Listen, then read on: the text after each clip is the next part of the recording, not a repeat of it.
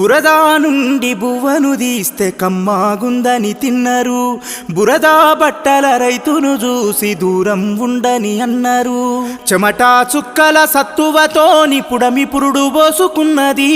కంటి పాపల కావలిలోనే పంట రాసి నెలకొన్నది. వందనాలు రైతన్నా నీకు వందనాలన్నా, నీ రెక్కాడకుంటే బుక్కెడు బువ్వే లేదన్నా.